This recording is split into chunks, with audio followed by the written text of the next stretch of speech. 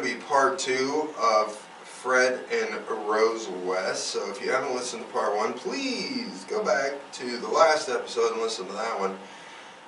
So we're going to jump right into it because, you know, got a lot to cover here. So when we left off in the last one, he had just killed his nanny.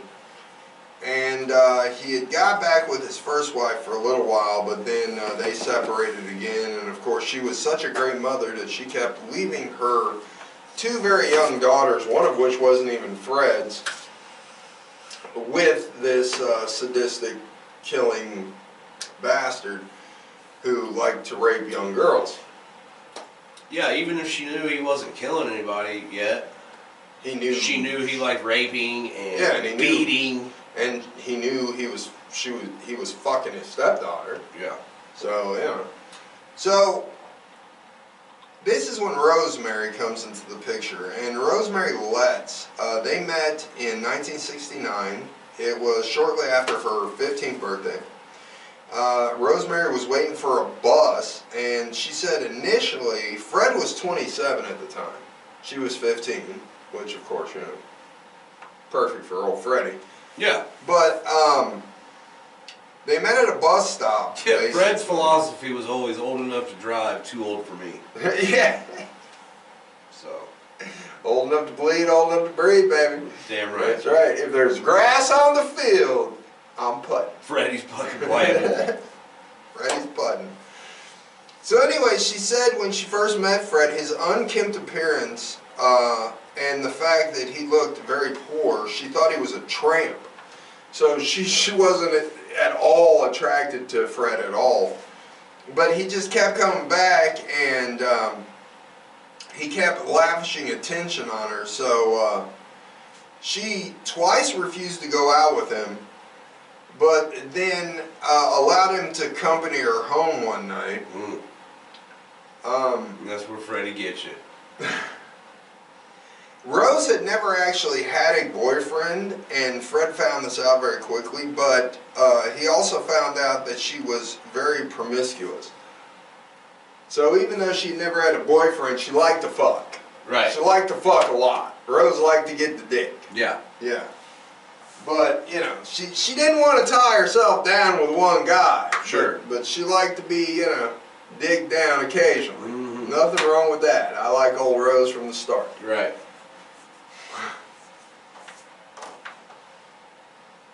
He also got some sympathy from her by claiming he had 2 daughters and had been abandoned by his wife, and that he wished for more for his children. That's all he wanted. Of course. That's all he cared about, was his poor children at home. I mean, yeah. Yeah, I mean, he seems like a good guy to me. I mean, you know, he did leave out the part where he rapes them and keeps them in a cage. He treated his wife, I mean, you know, as good as you could possibly treat anybody, and she just up and left him. Whore. Fucking whore. Unreal. So, poor Fred, man. So he found out she worked in a bread shop a few days after the first encounter, and persuaded an unknown woman to enter the premises and present her with a gift, accompanied by the explanation that a man outside had asked her to present this gift to her. Minutes later, Fred entered the premises and asked Rose to accompany him on a date that evening. She accepted the offer. God damn!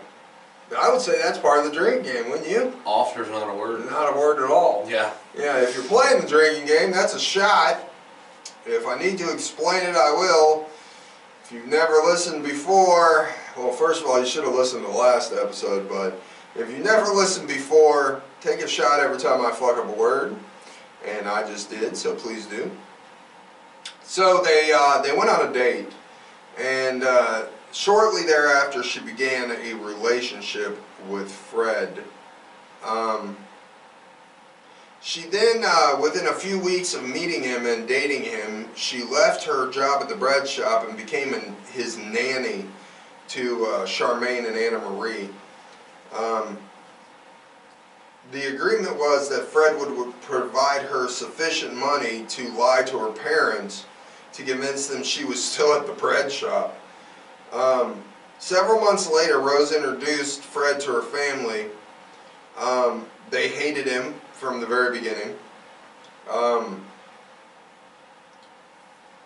Her mother said he was a pathological liar, and her father, Bill Letts, who was a diagnosed schizophrenic himself and had been known to molest his daughter, Rose, he hated the relationship. Well, of course, because Fred's coming around taking your pussy, motherfucker. We understand. Right. Exactly. Can't have that. He threatened Fred directly and said he would call social services if he kept dating Rose. They forbade her from dating Fred, but she defied their wishes. They visited social services to explain their 15-year-old daughter was dating an older man, and they had heard rumors that she'd begun to engage in prostitution at his caravan. In response, Rose was placed in a home for troubled teens, and only in 1969, and was only allowed to leave under controlled conditions. When allowed to return home to visit her parents on weekends, Rose almost invariably took the opportunity to run away and visit Fred. On her 16th birthday, Rose left the home for troubled teenagers to return to her parents. Fred at the time was serving a 30-day sentence for theft and unpaid fines. Upon Fred's release, Rose left her parents' home to move into the flat that Fred lived in. Shortly thereafter, Fred collected Charmaine and Anna Marie from social services. Bill made one final effort to prevent his daughter from seeing Fred, and Rose was examined by a police surgeon in 1970 who confirmed that she was pregnant. So in response, Rose was again placed into care, but was discharged on the 6th of March on understanding that she would terminate her pregnancy and return to her family instead. Rose did not, and actually opted to live with Fred, resulting in her father forbidding his daughter from ever again setting foot in his household. 3 months later, they left the flat, and in October of 1970, Rose gave birth to their first child, a daughter they named Heather Ann. There are speculations that Heather was actually Rose's own father's daughter, that it wasn't Fred's. They think that maybe that was her dad's actual kid. Right. 2 months later, Fred was imprisoned for the theft of a car and a vehicle tax disc, which I'm guessing was like a license plate. He remained imprisoned until June 1971.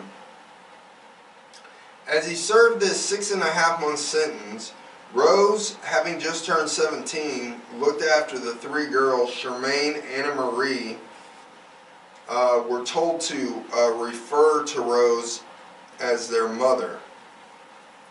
According to Anna Marie, she and Charmaine were frequently subjected to criticism, beatings, and other forms of punishment throughout the time they lived under Rose's care at Midland Road. Although Anna Marie was generally submissive and prone to displays of emotion in response to physical and mental hardship she and her sister had endured, Charmaine repeatedly infuriated Rose by her stoic refusal to cry or display any signs of grief or servitude, no matter how severely she was physically abused.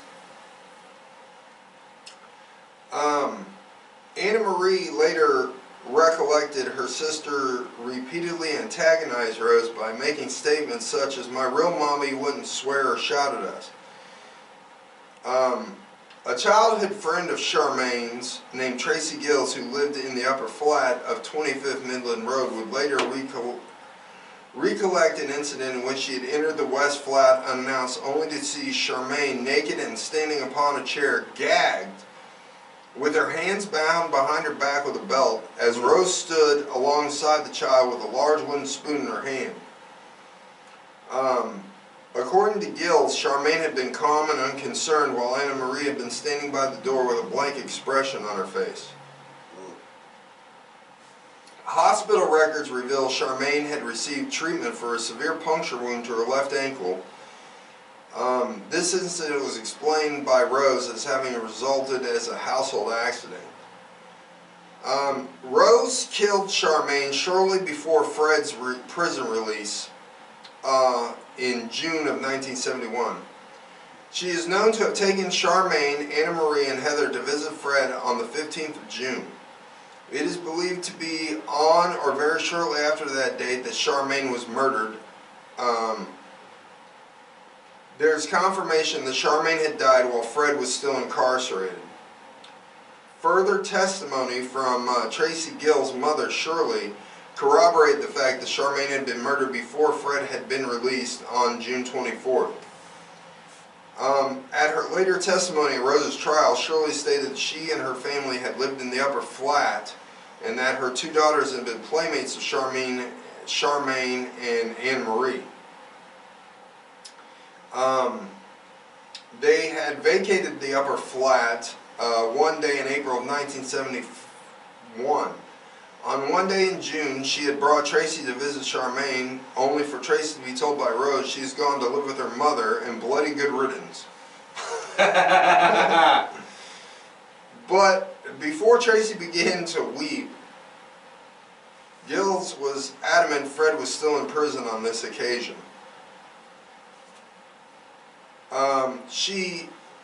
Rose explained the Charmaine's disappearance to others who inquired about her whereabouts by claiming that Rena had called and taken her eldest daughter to live with her in Bristol.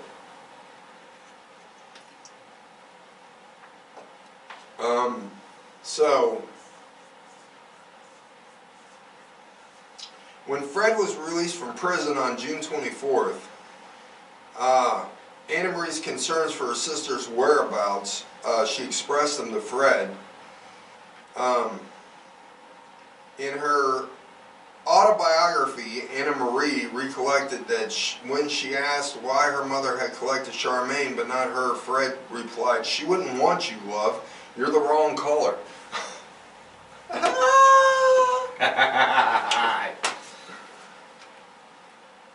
So Charmaine's body was initially stowed in a coal cellar until Fred was released from prison. He later buried her naked body in the yard close to the back door of the flat. But he said, "I didn't dismember her though." So he just buried her there. What that matters. Yeah. So Rena maintained sporadic contact with her children. On each occasion she and Fred had separated. She is also known to have visited the cottage to inquire of her children's whereabouts and welfare in the later half of August of 1971.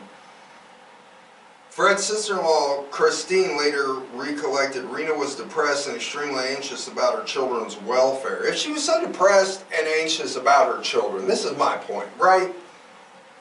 If you're so depressed about your children and anxious about their welfare, why the fuck you leave them with this fucking psychopath to begin with, motherfucker? Right. Right. Why don't you take them with you? I mean, you had the option. What the fuck you doing? Yeah, I mean, makes no sense. So she was provided with Fred's flat address, and Rena went to confront him and demanded custody of her daughters. This was the final time Rena was ever seen alive.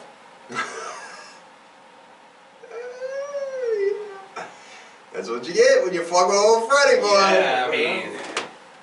Yeah. I'm sorry. She is believed to have been murdered by strangulation, possibly in the backseat of Fred's Ford Poplar, and likely while intoxicated. When her body was discovered, a short length of metal tubing was found with her remains. And they believe she was restrained and subjected to sexual assault prior to her murder. Her body was extensively dismembered, placed into different plastic bags, and buried close to a cluster of trees in Letterbox Field, about a mile from Much Markle. So,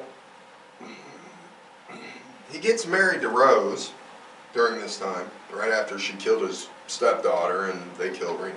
You're right. So in September of '72, the Wests led 8-year-old Anna Marie to the cellar at 25 Cromwell Street, where the child was forced to undress. Rose tore the dress from her body, and she was restrained before Fred raped her repeatedly, with Rose's active encouragement. After the rape, Rose followed Anna Marie to the bathroom and handed her a sanitary towel and said to the child, "I'm sorry, everybody does it to every girl. It's a father's job. Don't worry and don't say anything to anybody." Good God Almighty, boy! There you go. Hey, you know, it happens. When you get a certain age, Daddy's got to give you the dick, girl. Daddy's got to give you some cash. Just happens. Just happens. I mean, that's unreal, dude. Just, it's a normal shit. It's what happens when you get 13 or so. 8. Oh yeah, 8. She's fucking 8. 8. Yeah. She also made it clear that these sexual assaults would continue. Fred and Rose then threatened the child with severe beatings if they ever received word that she had talked about the sexual abuse she had endured at their hands. Rose would occasionally sexually abuse Anna Marie herself without Fred around. I mean, that's... Dude, that's like next level evil, man. Yeah. Yeah. And then Rose decided she was going to do it while Fred wasn't around. She's Like, going to... not only are you doing it, you're telling them that it's going to continue to happen. And it's normal. It's normal. And if you speak a word to anybody... We're going to beat your ass. I mean, that is fucking nuts. Yeah. 8-year-old girl, man. Think about that. Yeah. Rose would take extreme gratification in degrading her and calling her names. And she would bind Anna Marie to various items of the furniture before encouraging Fred to rape her and forcing her to perform household chores while wearing sexual devices on herself and a miniskirt. From the age of 13, Fred and Rose forced Anna Marie to become a prostitute within the household. With clients being formed, Anna Marie was 16. Rose was always present in the room when these acts occurred to ensure that Anna Marie did not reveal her true age. On one occasion, when Anna Marie was aged 13 or 14, Rose took her to a local pub, gave her several glasses of barley wine. Several hours later, Fred arrived at the pub to collect Rose and Anna Marie. Once they had left the premises, Anna Marie was bundled into her father's van and then beaten by Rose, who asked her, "Do you think you could be my friend?" before she was sexually abused by her father and stepmother again. So in '72, the Wests hired 17-year-old Caroline Owens as their children's nanny. They had picked her up one night on a secluded country road as she hitchhiked home, having visited her boyfriend. Learning that Owens disliked her stepfather and was looking for a job, the Wests offered her a part-time employment as a nanny to 3 children in their household, with a promise that she would be driven home each Tuesday. Several days later, Owens moved in, sharing a room with Anna Marie, who Owens noted was very withdrawn. Yeah, you think so? Mm-hmm. Rose had begun to engage in prostitution by this time. Explained to Owens that she worked as a masseuse.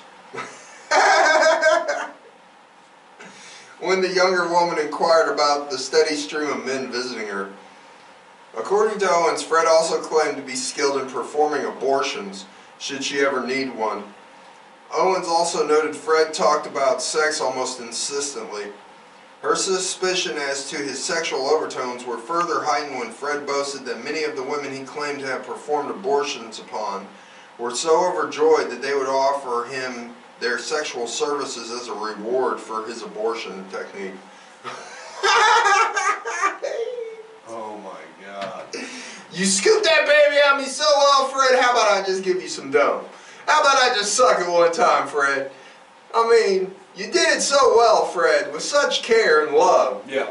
That I thought, you know, if I I'll could dome lick, you up. yeah, if I could lick your balls and dome you up. And then once the, pussy's ready for fucking penetration again, Yeah. once the soreness is, I'll be back, Fred, don't you worry. I'm gonna hook you up.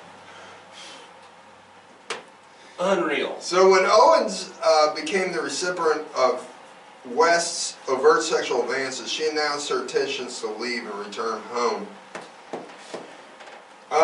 Knowing Owens' habit of hitchhiking along the A40 between Cinderford and Tewksbury, they formulated a plan to abduct her for their shared gratification. Yeah. Yeah.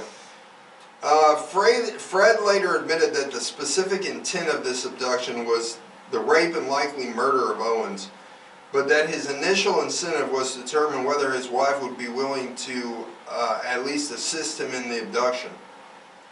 On December 6th, 72, the couple lured Owens into their vehicle with an apology of their conduct and an offer for a lift home.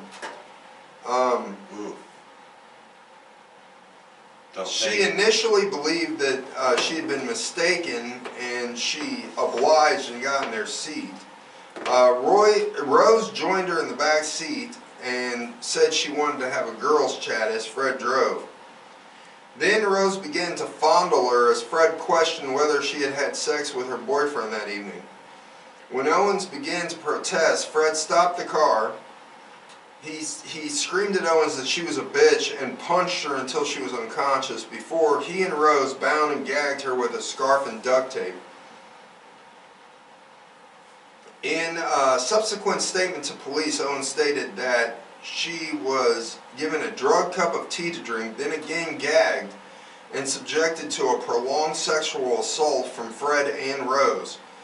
At one stage, Fred remarked that Owens' clitoris was very unusual, then lashed her genitals with a leather belt. Oh my God. When Owens screamed, Rose again started to smother her with a pillow and further restrained her about the neck, and then performed cunnilingus on her, which means she was down there eating her pussy.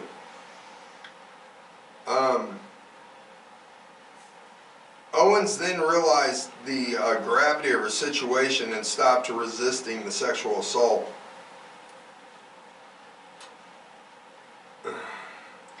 The following morning, having noted that Owens was screaming, one of the children knocked on the door of the room, which she was restrained. Fred threatened that he and his wife would keep her locked up in the cellar and allow his black friends to rape her and abuse her. Nice. And then when they finished having their fun with her, they would bury her body underneath the paving stones. Fred then claimed he had killed hundreds of young girls, adding that Owens had primarily been brought to the house for Rose's pleasure. He and Rose then calmly asked Owens whether she would consider returning to work as their nanny. Yeah, of course. I mean, what a terrific work environment. Yeah. Seeing her escape route, Owens agreed and started vacuuming the house to indicate her belief in becoming an extended member of the family. Later that day, Owens escaped from a laundry room she and Rose had entered and returned home. Although initially too ashamed to divulge to her mother what had happened, when her mother noticed the bruises on her daughter's body, Owens burst into tears and confided what happened.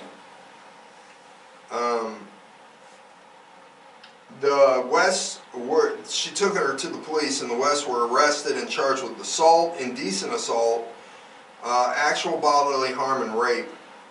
The case was tried, but by this date, Owens had decided she cannot face the ordeal of testifying in court. So all charges pertaining to the sexual abuse were dropped, and the West agreed to plead guilty to the reduced charge of indecent assault and bodily harm, and were fined £50. And the couple was allowed to walk free.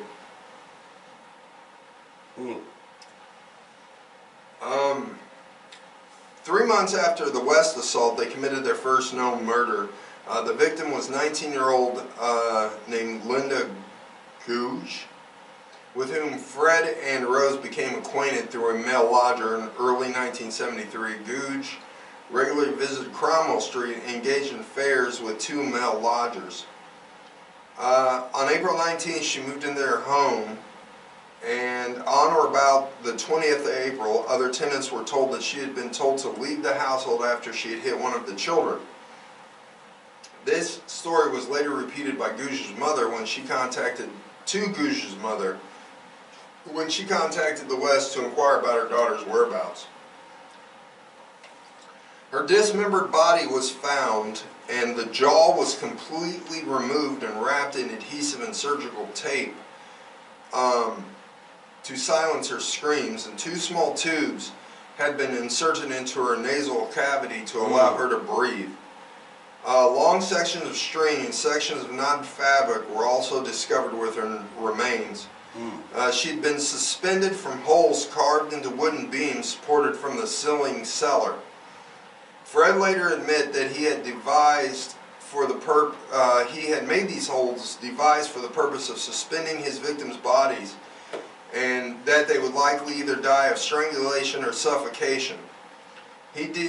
Her dismembered body, missing 5 cervical vertebrae, the patella, and numerous finger bones, was buried in an inspection pit beneath the garage. Unreal. Later, police found that all the victims had been murdered at Cromwell Street, and that, like Gouge, each had been dismembered at the location. 5 victims were murdered and buried in the cellar at Cromwell Street between 1973 and 1975. The first of these victims, 15-year-old Carol Ann Cooper, was abducted November 1973. So basically, it's just a crazy motherfucker. How did he get caught? Well, see, we're going to have to do a part 3 to talk about that, aren't we? Because we're still in the murders. But this was part 2, and we ended on 15-year-old Carol Ann Cooper, and we will talk about the rest of the murders and how he got caught and how she got caught and what they did to these people on part 3 of the next episode. I didn't know this was going to turn into a 3-parter, but I figured it might because there's a lot about this guy. Right. But I hope you enjoyed it, and we will see you next time. Later.